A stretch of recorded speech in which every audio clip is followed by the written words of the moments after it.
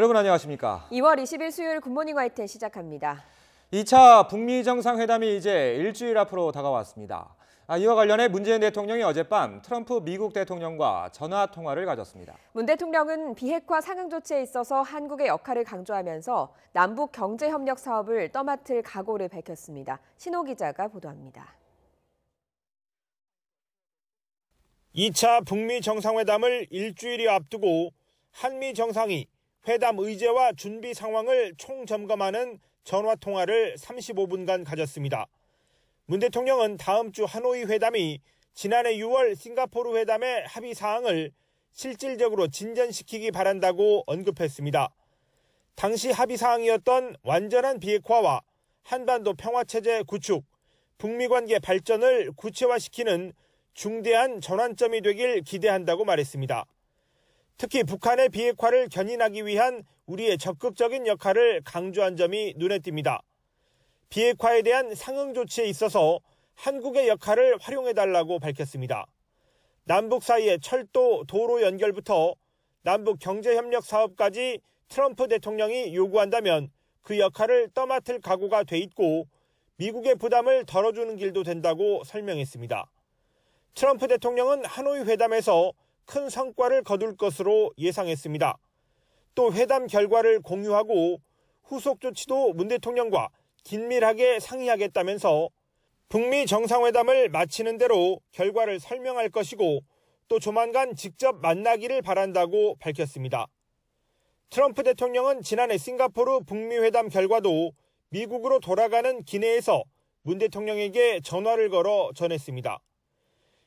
문 대통령은 트럼프 대통령이 지난 25년간 북한의 핵과 미사일 능력을 강화시킨 외교적 실패를 극복하고 비핵화와 평화체제 구축을 위한 외교 전략을 모색하고 있다는 점을 높게 평가했습니다. 트럼프 대통령은 한미 관계에 대해서도 문 대통령과 자신이 아주 잘해오고 있으며 한미 관계가 어느 때보다 좋다는 평가를 덧붙였습니다.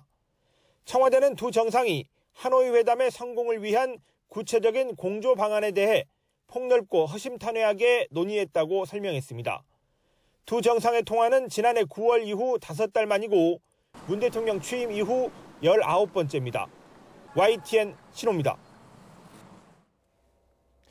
트럼프 대통령도 문 대통령과의 전화통화 내용을 공개했습니다. 트럼프 대통령은 북한의 비핵화 목표는 분명히 하면서도 서두를 것이 없다는 입장을 다시 한번 강조했습니다. 워싱턴 연결해서 자세한 소식 들어보겠습니다. 김희준 특파원. 네, 워싱턴입니다. 자, 트럼프 대통령이 북미 협상 속도 조절론 거듭 밝혔다고요? 그렇습니다. 트럼프 미국 대통령이 북한의 비핵화를 바라지만 특별히 서두를 것은 없다고 말했습니다. 그러면서 대북 제재는 유지되고 또 북한의 핵실험과 미사일 발사가 멈춘 사실을 상기시켰습니다. 백악관에서 우주군 창설 방안을 담은 우주정책 지시 4호에 서명하며 기자들에게 한 언급입니다. 트럼프 대통령은 또 북한 비핵화를 위한 시간표는 없다고 말했다고 로이터 통신이 전했습니다.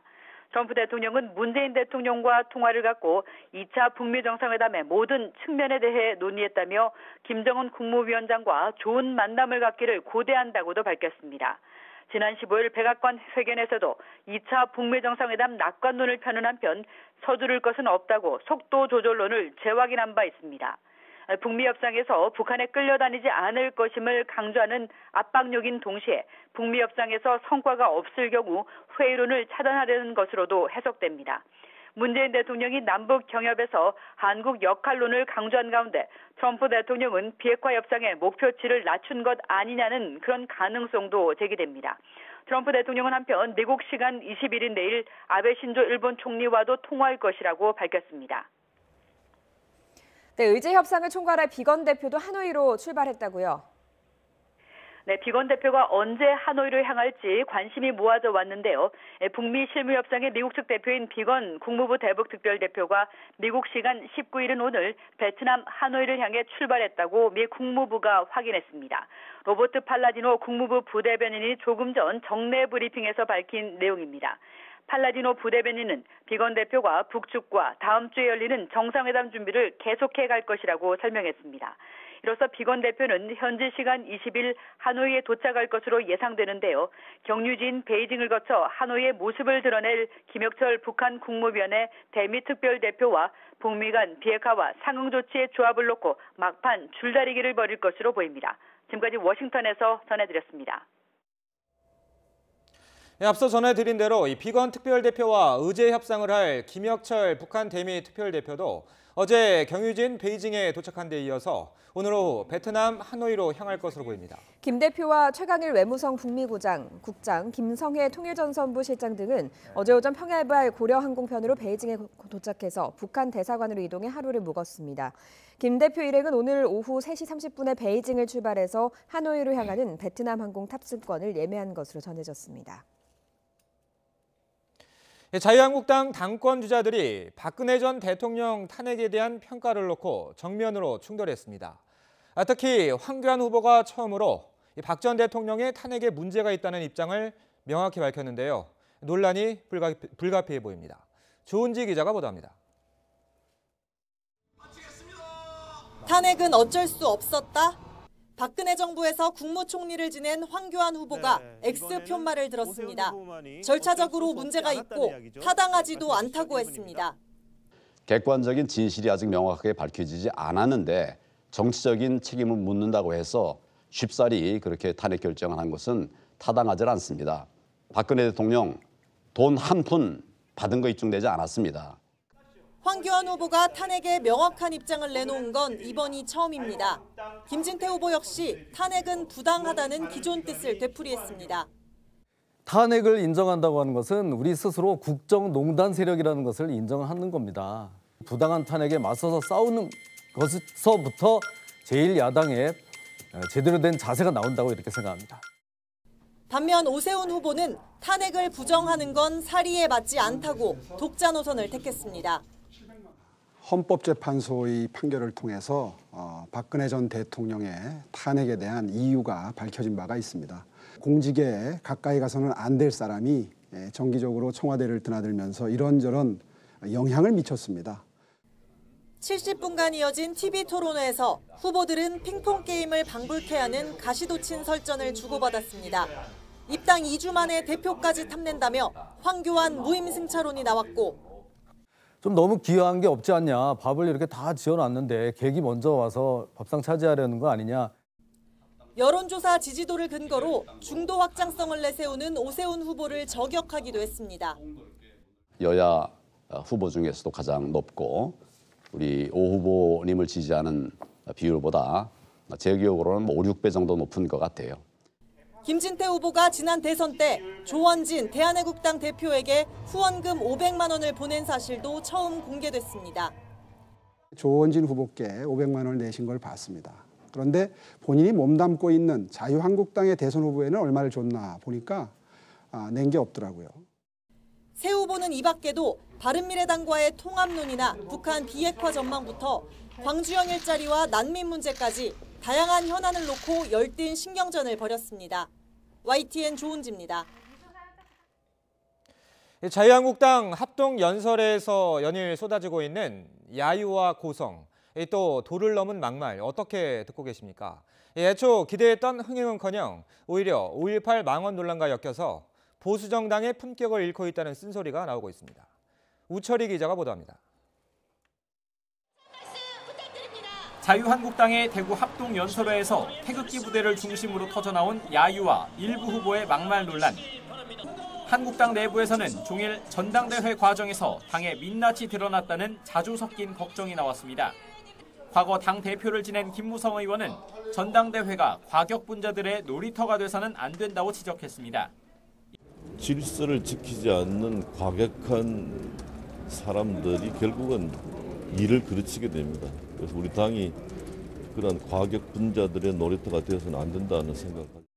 재선의 장제원 의원은 당원들이 결단하고 행동할 때라며 극우 정당으로 몰아가는 사람들이 얼마나 소수였는지 투표로 증명하자고 강조했습니다.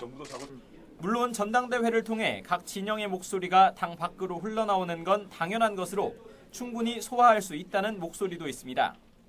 민주당이 집회 전당대회를 해도 비슷한 현상이 장외에 있지 않았을까 이런 생각을 합니다. 충분한 자정 능력으로 이번 전당대회를 통해서 당이 거듭날 수 있다고 생각합니다. 논란이 확산하자 김진태 후보는 입장문을 내고 불미스러운 일이 생겨 마음이 불편하다면서 지지자들에게 품격 있는 응원을 부탁한다고 당부했습니다. 하지만 당 밖에서도 비판은 계속됐습니다. 더불어민주당은 한국당이 막말 대잔치를 통해 극우의 길로 가고 있다고 비판했습니다. 극단적인 망발, 시대착오적인 색깔론을 쏟아내고 있습니다. 군사 독재 시절로 되돌리려는 것이고 민주주의 역사를 퇴행시키려는 행태임을 한국당은 분명히 알아야 합니다. 바른미래당도 태극기 부대 놀이터로 좌지우지되는 한국당 전당대회 레이스가 참담하다고 지적했습니다. 한국당이 새 지도부를 선출하는 이번 전당대회를 지지율 상승과 수권정당으로서 국민의 신뢰를 회복하는 계기로 삼았지만 일부 후보의 강성 발언, 당내 태극기 세력의 집단 행동에 5.18 민주화운동 모독 논란까지 맞물리면서 싸늘한 여론의 시선을 받고 있습니다. YTN 우철입니다.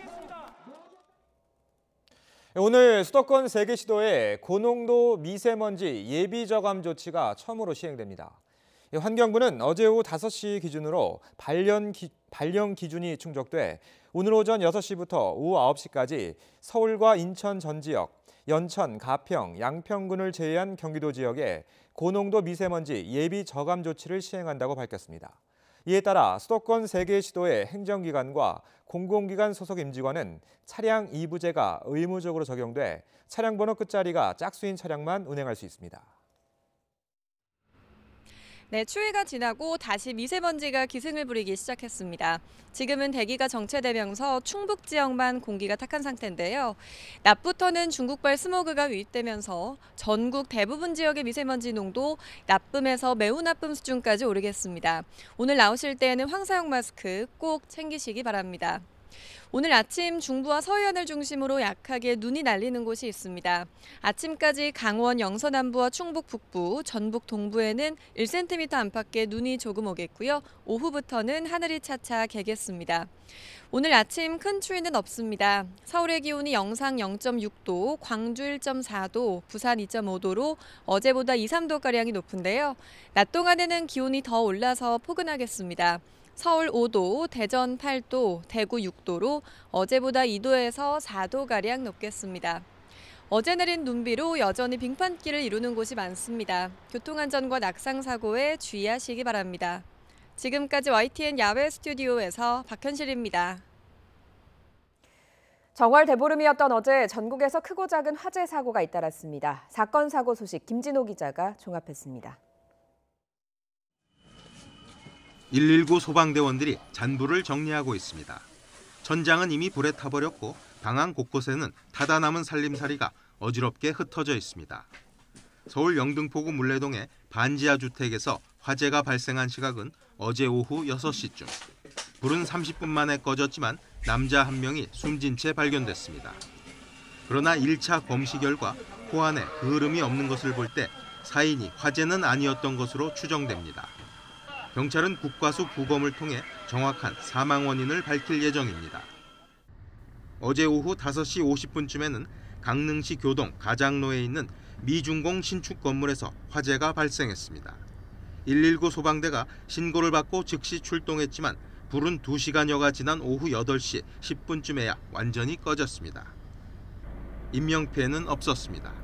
경찰과 소방당국은 배전반에서 불이 시작된 것으로 보고 정확한 화재 원인을 조사하고 있습니다. 대보름을 맞아 달집을 태우다가 폭발 사고가 났습니다. 어제 오후 5시 40분쯤 부산 송정해수욕장에서 달집에 불을 붙이는 순간 폭발이 일어났습니다. 이 사고로 행사 관계자 45살 김모 씨 등 2명이 얼굴에 화상을 입었고 지켜보던 시민 1명이 놀라 병원에 옮겨졌습니다.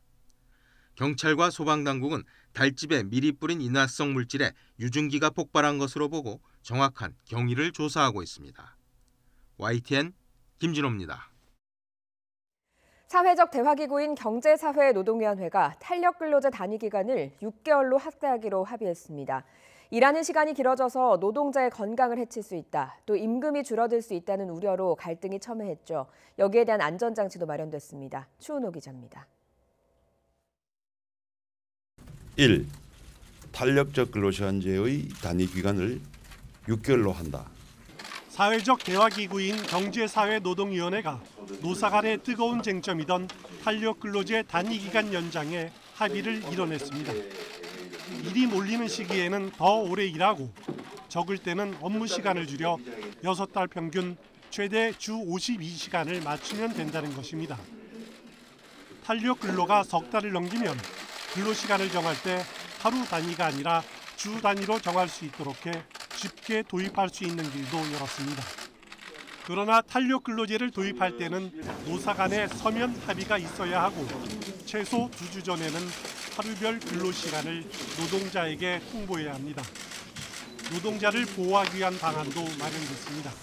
노동자의 건강권을 확보하기 위해 근로일간 11시간 휴식 시간을 의무화했습니다. 노동자의 임금 감소를 막기 위해 사용자는 임금 보전 방안을 마련해 고용노동부 장관에게 신고해야 하며 이를 어기면 과태료를 부과하도록 했습니다. 진통 끝에 이뤄진 합의에 대해 노동계와 경영계는 기대를 나타냈습니다. 이런 모델들이 대한민국이 서로 상생하는 그런 길이 됐으면 좋겠다는 말씀도 드립니다. 서로 같이 우리가 신의와 성실로서 앞으로 여러 가지 문제를 같이 해결해 나가도록 노력하기를 바랍니다. 경사노위의 합의가 국회에 제출되면 국회는 이 합의를 바탕으로 근로기준법 개정 작업에 착수하게 됩니다. YTN 추은호입니다. 이번 사회적 대화에 참석하지 않은 민주노총은 경사노위에서 노사정이 탄력근로제 단위기간 확대에 합의한 것에 대해서 명백한 계약이라며 비판했습니다. 민주노총은 성명에서 정부, 경총, 한국노총이 결국 야합을 선택했다며 이번 합의는 노동시간의 유연성을 대폭 늘렸고 임금 보전은 불분명하며 주도권은 사용자에게 넘겨버린 명백한 계약이라고 밝혔습니다. 민주노총은 전국 학대 간부 상경 결의 대회를 열고 다음 달 6일로 예정된 총파업 총력 투쟁을 보다 강력하게 준비하겠다고 덧붙였습니다. 검찰이 손혜원 의원의 목포 투기 의혹과 관련해 문화재청과 목포시청을 압수수색했습니다. 문화재 거리 관련 문건 등을 확보했는데 손 의원의 비밀 누설과 직권남용 혐의와의 연관성을 집중 수사할 방침입니다. 차유정 기자가 보도합니다. 문화재청에서 파란 상자 여러 개가 들려나옵니다. 검찰 수사관들이 문화재청 근대문화재과와 기획재정 담당관실에서 확보한 자료들입니다. 혹시 오늘 압수한 증거물 어떤 건지 좀 말씀해 주실 수 있을까요? 같은 시각 전남 목포시청에도 수사관들이 투입됐습니다. 손혜원 의원의 목포 불법 투기 의혹을 확인하기 위해 검찰이 증거 확보에 나선 겁니다. 손 의원은 목포의 문화재 거리 지정 1년 전부터 일대 건물들을 사들였는데 매입 과정이 적법했는지를 놓고 논란이 커졌습니다. 최대 쟁점은 손 의원이 지정 정보를 미리 알았는지 여부입니다. 검찰은 이를 확인하기 위해 문화재 거리 지정 과정이 담긴 문건과 직원 휴대전화를 집중적으로 확보했습니다. 손 의원은 문화재청을 담당하는 국회 문화체육관광위원회 소속입니다. 상임위 활동을 통해 손 의원이 정보를 미리 알고 부동산을 매집했다면 부패방지법 위반입니다. 검찰은 확보한 자료와 통화 내역 등을 분석해 손 의원이 문화재 지정에 압력을 넣어 직권을 남용한 정황이 있었는지도 살필 예정입니다. 이에 대해 손 의원은 허무맹랑한 주장이라며 관련 의혹을 처음 제기한 언론사 기자들을 검찰에 고소했습니다. YTN 차유정입니다.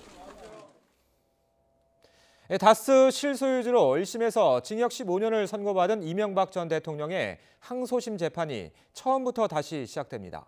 인사이동으로 교체된 재판부가 쟁점을 새로 들여다보겠다는 취지인데 오는 4월 구속기한까지 심리를 마무리하기는 어려울 것으로 보입니다. 신지원 기자가 보도합니다. 지난해 자동차 부품회사 다스의 실소유주로 인정돼 징역 15년을 선고받은 이명박 전 대통령. 1심 판결에 불복하면서 지난달 2일 항소심 절차가 시작됐지만 그동안 재판은 더디게 진행됐습니다. 핵심 증인들이 잇따라 불출석한 데 이어 최근 법원 인사로 재판장이 변경된 겁니다. 여기에 이 전 대통령 사건을 주로 맡는 주심 판사도 오는 25일 바뀔 예정이어서 사실상 재판부가 새로 구성됩니다. 이미 2차례 준비 절차와 10번의 정식 재판이 열렸지만 새 재판부는 이 전 대통령의 항소심을 처음부터 다시 시작하기로 했습니다. 현행법상 정식 재판이 진행된 이후라도 쟁점과 증거를 정리할 필요가 있으면 재판부 직권으로 준비 절차를 다시 열 수 있습니다. 법원은 예정된 재판 날짜를 모두 변경하고 오는 27일 이 전 대통령과 검찰 양측 입장을 다시 정리하기로 했습니다. 김백준 전 청와대 기획관과 이학수 전 삼성전자 부회장 등 핵심 증인을 부를지와 함께 이 전 대통령의 보석 여부도 이르면 이날 결정될 예정입니다. 앞서 이 전 대통령 측은 오는 4월 8일 만료되는 구속기간 안에 심리를 끝내기 어렵고 건강상 문제가 심각하다며 불구속 재판을 받게 해달라고 호소했습니다. 새 재판부가 사실상 처음부터 재판을 다시 시작하면 절차도 그만큼 늦춰지는 만큼 이 전 대통령이 불구속 상태로 재판을 받을 가능성에 무게가 쏠립니다. YTN 신지원입니다. 사법행정권 남용 혐의로 지난 11일 구속 기소된 양승태 전 대법원장이 법원에 보석을 신청했습니다. 양 전 대법원장의 변호인은 양 전 대법원장의 혐의가 방대해 기록 검토에 많은 준비가 필요하고 구속기한인 오는 7월 11일 전까지 재판이 마무리되기 어려운 만큼 방어권 보장을 위해 보석이 필요하다고 주장했습니다. 많은 증거가 수집된 상황에서 양 전 대법원장이 증거를 인멸할 우려가 없다고 주장했습니다. 노조 활동에 부당하게 개입한 혐의로 재판에 넘겨졌던 김장겸, 안광한 전 MBC 사장 등 임원진 4명이 1심에서 모두 유죄가 인정돼 집행유예를 선고받았습니다. 서울 서부지방법원은 김장겸 전 사장과 권지용 전 부사장은 징역 8개월에 집행유예 2년을, 안광한 전 사장과 백종문 전 부사장은 징역 1년에 집행유예 2년을 선고했습니다. 김 전 사장 등 4명은 지난 2015년 10월부터 2017년 3월까지 모두 9차례에 걸쳐 노조조합원 37명에 대한 부당 인사를 내린 혐의를 받고 있습니다. 500여 개 시민단체가 5.18 망원 의원들의 국회 퇴출을 압박했습니다. 한국당은 죽었다라는 의미로 금조리보를 달기도 했습니다. 박광열 기자입니다. 망원 의원 3인 즉각 제명하라! 제명하라! 제명하라! 제명하라! 촛불 집회 이후 최다인 553개 시민단체가 힘을 합쳤습니다. 자유한국당 의원 3명의 5.18 폄훼 발언을 규탄하기 위해서입니다. 집에 가자. 계엄이 들어온단다. 아들이 이렇게 대답했습니다. 어머니, 제 친구들이 안 했습니다. 제가 어째 혼자 가겠습니까? 그 어머니께 다시 칼을 들이댄 겁니다. 이들은 김순례, 이종명, 김진태 의원의 국회 퇴출을 촉구했습니다. 자유한국당에도 날을 세웠습니다. 전당대회를 이유로 김순례, 김진태 의원 징계를 유예하고 제명 조치를 한 이종명 의원도 의원직 유지엔 문제가 없다며 이는 징계쇼에 불과하다고 꼬집었습니다. 그러면서 한국당의 정치적 사망을 뜻하는 금조 리본을 달았습니다. 징계 유예가 아니고 출마 자격을 박탈해야 마땅한 일입니다. 만약에 그렇지 않다면 국민에 대한 모독으로 간주하고 지금 자유한국당 해체 투쟁에 나서야 할 것입니다. 재발 방지 대책도 주문했습니다. 독일의 반나치법처럼 역사적 사실에 대한 왜곡과 선동을 처벌할 특별법 제정을 촉구한 겁니다.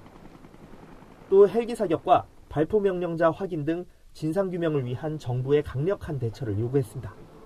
촛불 항쟁으로 납작 엎드려 있던 적폐정당이 마치 촛불이 언제 있었냐는 듯 문재인 정부의 불철저한 적폐청산 작업 역시 한몫했다고 볼 수 있다. 시국회의는 자유한국당 당사 앞에서 촛불 집회를 열고 주말에는 전국 곳곳에서 범국민 규탄 대회를 개최할 예정입니다. YTN 박광열입니다.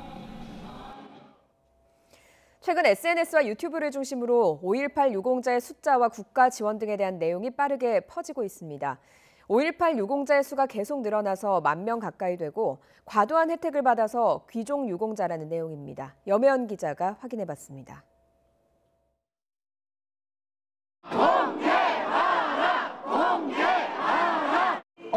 억울하게 안 그래도 돈이 많은 자들이 피를 빨아먹고 있겠습니까? 지난 주말 광주 금남로에서 집회를 연 보수단체 회원들은 5.18 유공자 혜택이 과해 엄청난 세금이 들어가고 있다고 주장했습니다. 이런 극우단체들의 귀족 유공자 프레임은 최근 들어 SNS와 유튜브를 타고 빠르게 번지고 있습니다. 이런 주장이 사실인지 확인해봤습니다. 5.18 피해자 보상금은 지난 1990년부터 2014년까지 7차례에 걸쳐 광주시가 지급했습니다. 모두 9,200여 명이 신청해서 5,800명 정도만 인정을 받았는데 유공자가 9,000명이라는 숫자는 여기에서 나온 것으로 보입니다. 하지만 국가유공자는 보훈처에 등록돼 있는 사람들을 말하는 것으로 현재까지 4,415명으로 집계돼 있습니다. 결론부터 말하자면 보훈처에서 5.18 유공자에게 주는 교육과 의료, 취업 등의 혜택은 다른 국가 유공자들과 비교해 더 많지 않습니다. 보수단체가 비교 대상으로 삼고 있는 참전 유공자들과 견줘보면 오히려 매달 나오는 수당은 없고 병원비 감면 수준은 비슷합니다.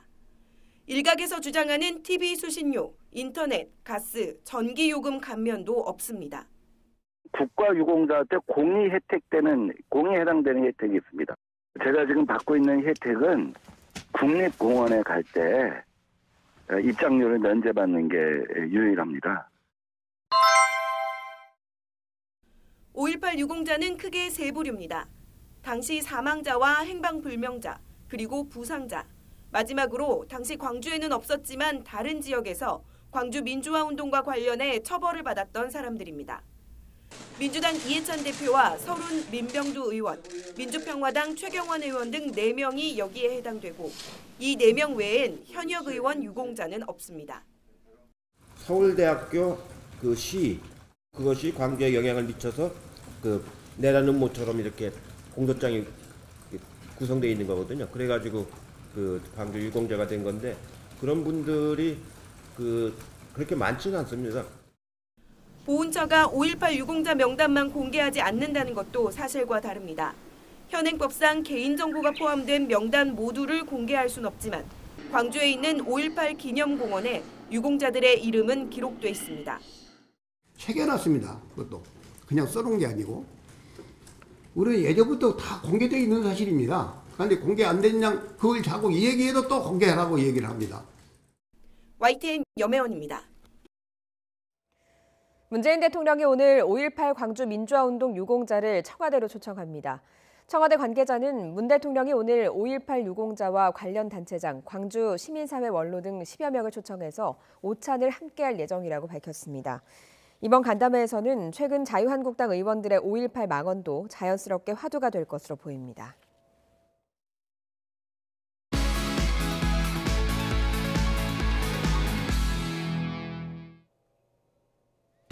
오늘 아침 주요 뉴스입니다. 문재인 대통령이 어젯밤 트럼프 대통령과 전화 통화를 하고 비핵화 상응 조치를 위해 한국이 남북 경협 사업을 떠맡는 역할을 하겠다고 밝혔습니다. 트럼프 대통령은 비핵화 목표는 분명하지만 특별히 서두를 것은 없다고 말했습니다. 미국의 스티븐 비건 대북 특별대표가 오늘 새벽 하노이로 출발했습니다.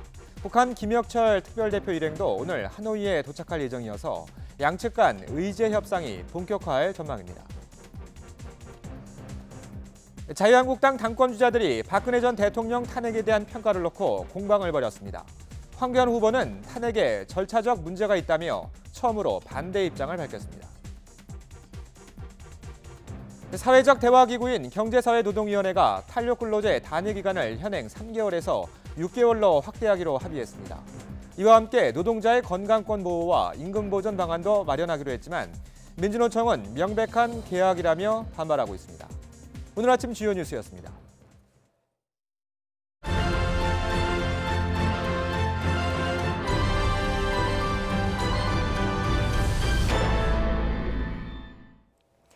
북측의 의전을 총괄하는 김창선 부장이 베트남 외무성을 찾았습니다. 김 위원장에 대한 의전과 경호를 협의한 것으로 보입니다. 베트남 하노이는 손님 맞이 준비로 분주합니다. 강정규 기자입니다. 김창선 북한 국무위원회 부장이 베트남 측 인사들과 악수를 나눕니다. 아침 일찍 숙소를 나선 김 부장은 약 2시간 동안 베트남 외무성을 방문했습니다. 그동안의 답사 결과를 바탕으로 의전과 경호 문제를 협의한 것으로 보입니다. 오후 늦게 숙소로 돌아온 김 부장은 소피텔 메트로폴 호텔을 찾았습니다. 지난 주말 하노이에 도착한 이후 단 하루도 거르지 않고 이곳에 들렀습니다. 김철규 호위사령부 부사령관, 박철 아태평화위 부위원장 등이 동행했고 약 2시간 동안 미국 의전팀과 호텔을 둘러봤습니다. 혹시 북미 정상에 같이 묵게 됩니까? 앞서 김 부장 일행은 지난 17일에도 미국 측과 근처 오페라 하우스를 시찰했습니다.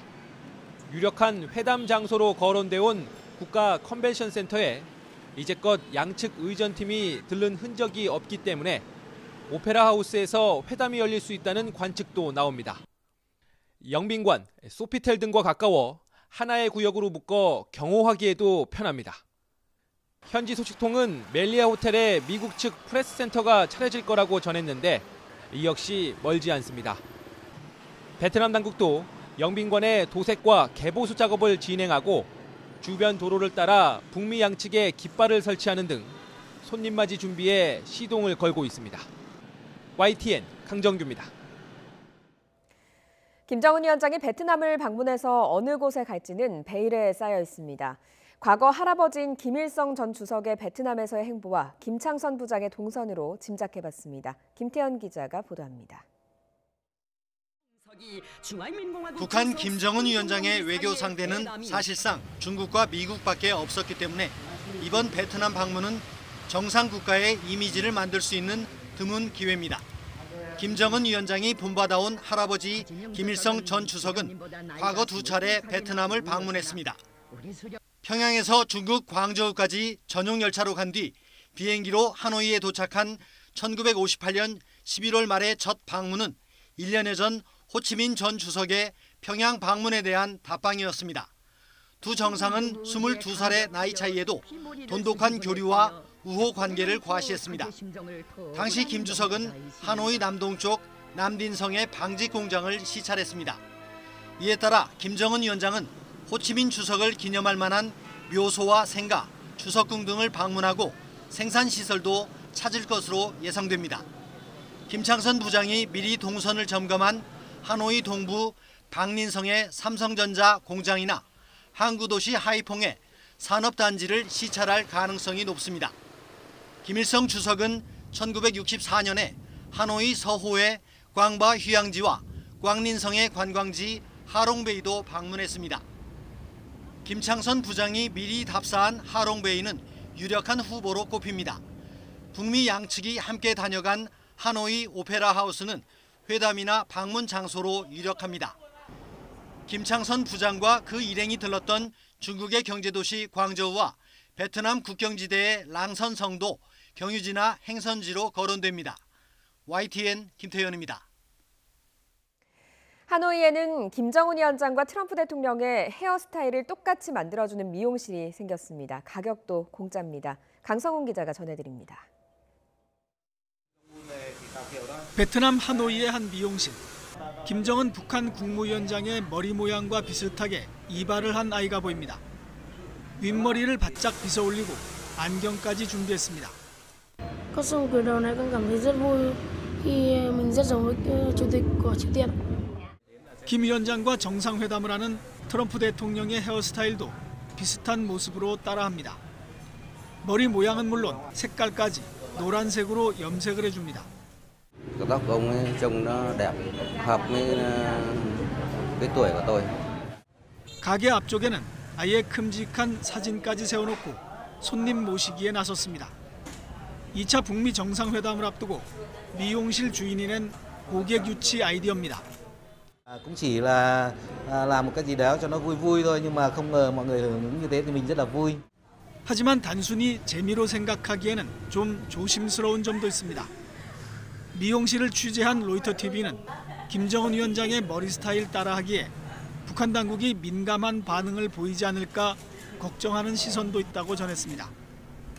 YTN 강성웅입니다.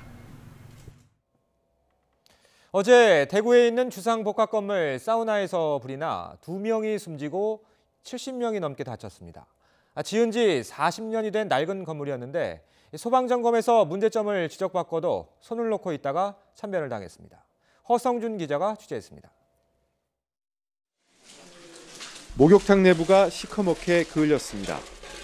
녹아내린 천장 사이로 전기선이 어지럽게 엉켜 있습니다.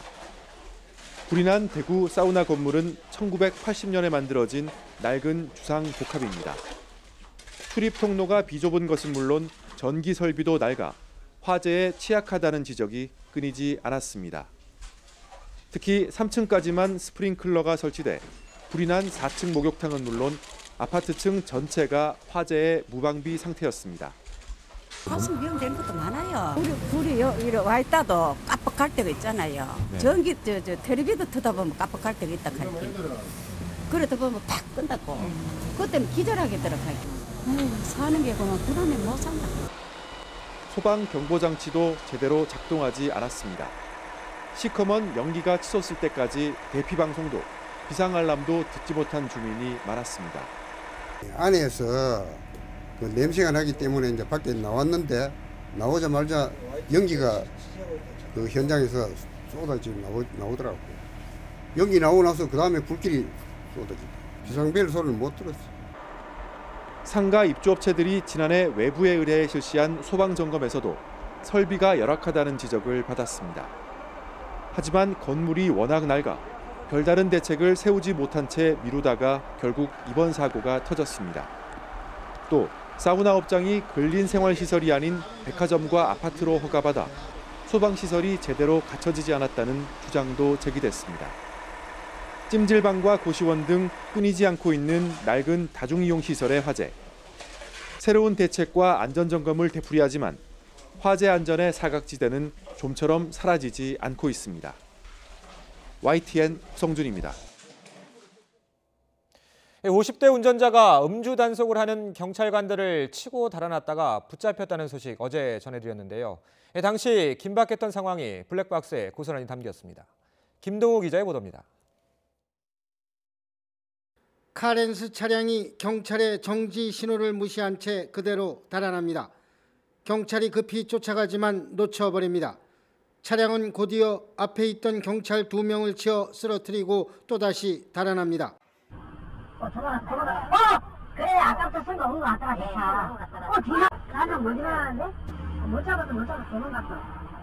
사고가 난 시각은 밤 9시 15분쯤. 경찰관을 치고 달아났던 54살 장모 씨는 2시간여 만에 경찰에 붙잡혔습니다. 장 씨는 현재 음주 측정을 거부하고 있습니다. 하지만 목격자들은 사고 차량이 많이 휘청거렸다고 말했습니다. 이 사고로 경찰관 2명이 크게 다쳐 병원에서 치료를 받고 있습니다.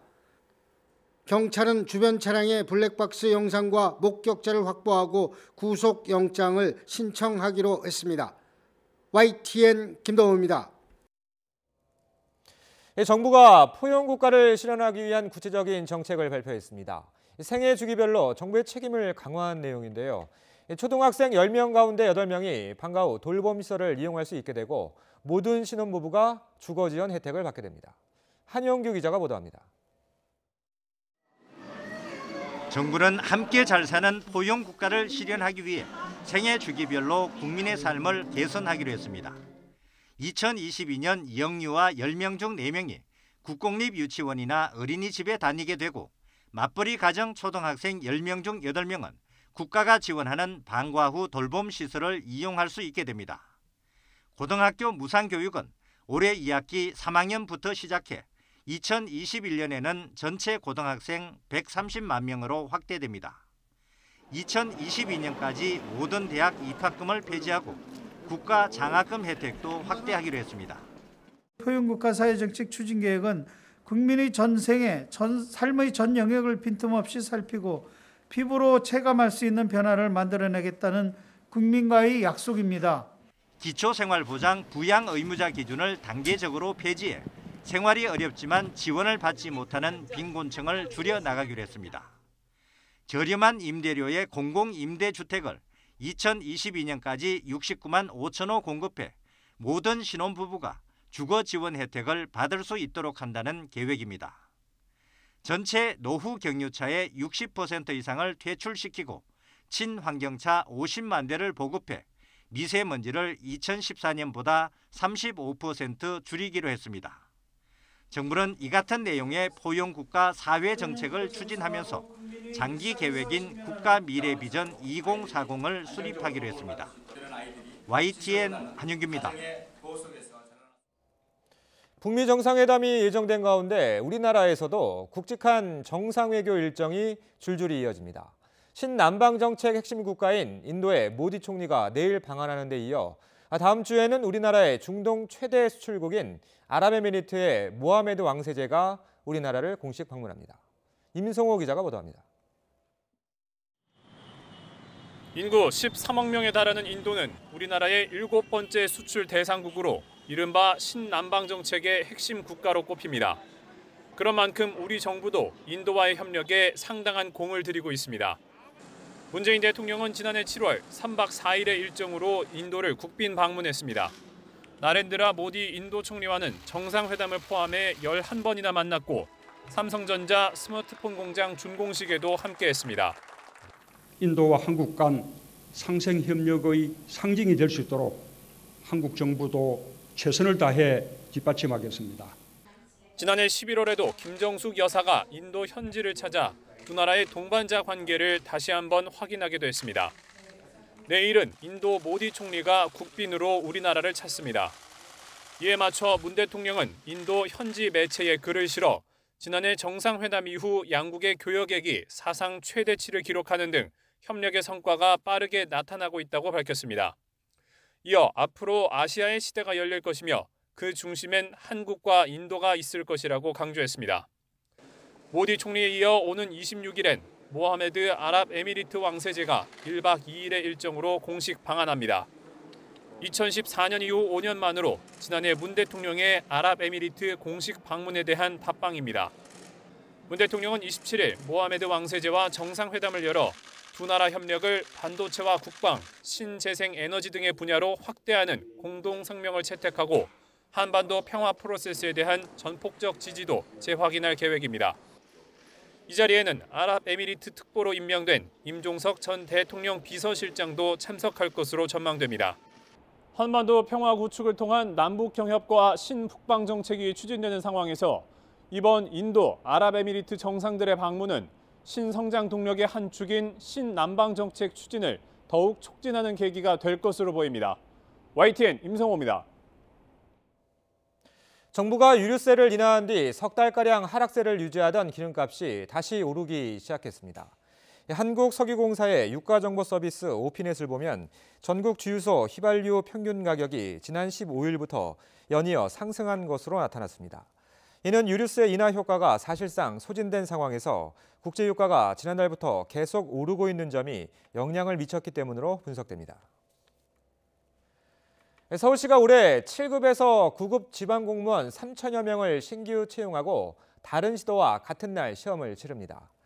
서울시는 현장 부서의 상시적 결혼 해소와 행정 수요에 먼저 대응하기 위해 인력을 지난해보다 1,000여 명 더 뽑는다고 밝혔습니다.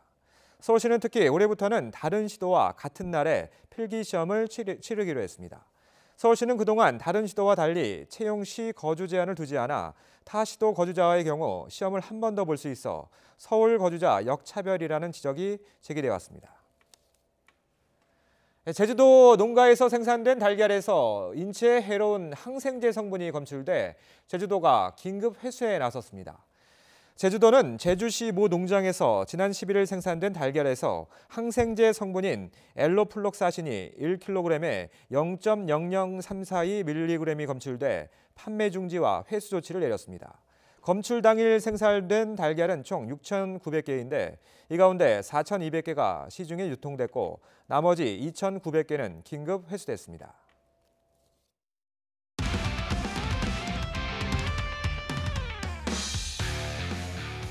스포츠 뉴스입니다. 다음 달 개막하는 K리그에선 디펜딩 챔피언 전북 현대의 독주가 계속될지 관심입니다. 포르투갈 출신 모라이스 감독을 영입한 전북은 업그레이드된 공격 축구를 준비하고 있는데요. 지난해 국내 선수 득점 1, 2위를 차지한 문선민, 이동국, 이른바 국민 라인이 기대를 모읍니다. 김재형 기자입니다. 지난해 문선민은 전북의 안방 전주성에서 특유의 관제탑 골 세리머니를 펼쳤습니다. 전북 팬들에겐 씁쓸했을 이 장면이 올해부턴 함께 즐기는 볼거리로 바뀝니다. 지난해 14골을 넣어 국내 선수 득점 1위에 오른 문선민이 전북으로 이적했기 때문입니다. 스피드와 침착한 결정력을 갖춘 문선민의 합류는 전북의 공격력에 속도와 세밀함을 더할 전망입니다. 문선민은 일본 전지 훈련을 통해 전북의 색깔에 빠르게 적응하고 있습니다. 작년에 제가 원정에서 제가 관제탑을 쳐가지고 좀 약간 좀 씁쓸하게 이렇게 보셨다는 전북 팬분들이 많으셨는데 이번에는 기쁜 관제탑을 꼭 보여드리고 싶어요. 지난해 문선민에 이어 국내 선수 득점 2위에 오른 전설 이동국도 변함없이 공격 축구를 이끕니다. 한국 나이로 41살, 말 그대로 살아있는 역사인 이동국은 경기에 출전할 때마다 각종 기록을 갈아치웁니다. 20년이 넘게 선수 생활을 이어가고 있는데 그 중에 이제 반 이상을 이제 전북 현대와 같이 하고 있는데요. 일단 뭐 지금 이 순간이 너무 행복하고 제가 운동장에서 뛸 수 있는 그런 시간을 최대한 즐기려고 노력을 하고 있고. 이동국, 문선민 외에 국내 선수 득점 3위에 오른 김신욱도 전북의 필수 공격 옵션입니다. 관건은 새로 지휘봉을 잡은 모라이스 감독이 전북의 공격 축구에 어떤 색깔을 입히느냐입니다. 포르투갈 출신인 모라이스 감독은 골키퍼부터 공격 전개에 참여하는 패스 축구를 강조합니다. Melhorar no geral, que é a coordenação da nossa comunicação no jogo, quer ao nível ofensivo, quer ao nível defensivo. 최근 10년 사이 6차례 K리그 정상에 오를 만큼 전북은 부동의 절대 1강으로 군림해 왔습니다.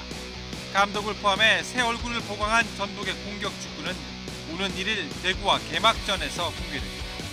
YTN 김재혁입니다. 올해로 100회째를 맞은 전국 동계체육대회가 서울 태릉국제스케이트장에서 개회식을 열고 나흘간의 열전에 돌입했습니다. 노태강 문화체육관광부 제2차관은 축사에서 앞으로는 누군가의 희생을 강요하지 않고 모두가 행복한 스포츠의 역사를 만들어야 한다며 스포츠 개혁의 필요성과 방향에 대한 정부 방침을 다시 한번 강조했습니다. 이번 대회에는 평창올림픽 스피드스케이팅 스타 김민석과 차민규, 피겨의 차준환 등이 출전하는데 쇼트트랙 최민정은 첫날 1500m 금메달을 따냈습니다.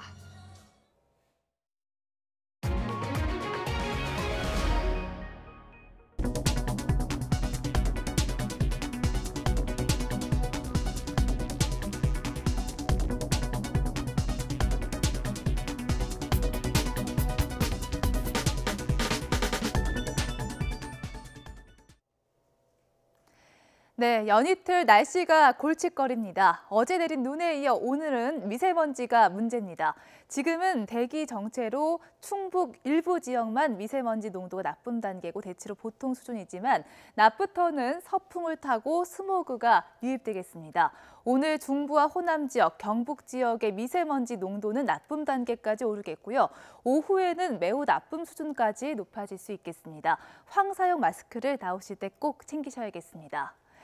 내일도 전국의 공기가 탁할 것으로 예상돼 오늘 수도권 지역에는 처음으로 미세먼지 예비 저감 조치가 시행됩니다. 미세먼지가 심해지기 전에 취하는 선제 조치 차원인데요. 오늘 공공기관 임직원들은 차량 2부제를 준수해야 합니다. 끝자리가 짝수 차량만 운행할 수 있습니다. 공공기관이 운영하는 대기 배출 사업장과 건설 공사장도 운행 시간을 단축해야 합니다. 또 오늘 오전까지 영서 남부와 충북 지역, 전북 지역은 산발적으로 1cm 안팎의 눈이 오는 곳이 있겠고요. 오후에는 차차 맑아지겠습니다. 오늘 아침은 크게 춥지 않습니다. 현재 서울 기온은 영상 0.5도, 대구도 2.5도로 대부분 어제 아침보다 조금 높은데요. 낮 기온도 어제보다 올라서 비교적 온화하겠습니다. 서울의 한낮 기온이 5도, 청주와 안동 7도, 대구 9도, 부산 11도, 광주는 8도까지 높아지겠습니다. 당분간 미세먼지를 씻어낼 비나 눈 소식도 추위 소식도 없습니다. 기온은 점점 오르겠는데요. 이번 주말에는 영상 10도 안팎의 초봄 날씨가 찾아오겠습니다. 날씨 정보였습니다. 굿모닝 YTN 2부 잠시 뒤에 이어집니다.